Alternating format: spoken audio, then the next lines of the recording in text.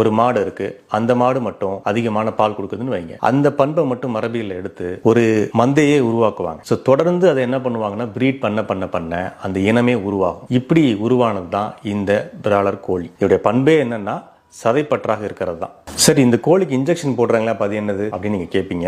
எப்படி நமக்கு polio jaundice வரக்கூடாது நமக்கு வேக்சின் போடுறாங்களோ, அதே மாதிரி இந்த பிராய்லர் கோழிக்கும் நியூ காசல் டிசீஸ் சொல்லக்கூடிய ராணிகெட் நோய், மெரிக்ஸ் டிசீஸ் சொல்லக்கூடிய ஒரு நோய், அது போக பாக்ஸ், ஜாண்டிஸ், இந்த மாதிரி தொடர்ந்து வைரஸால் பாதிக்கப்படக்கூடிய நோய் வரக்கூடாதுன்னு இந்த கோழிகளுக்கு ஒரு இடைவெளியில இன்ஜெக்ஷன் கொடுத்துக்கிட்டே இருப்பாங்க. அப்படி இன்ஜெக்ஷன் கொடுக்கல அப்படின்னா ஒட்டுமொத்த கோழி பண்ணையும் நாசமாயிடும்.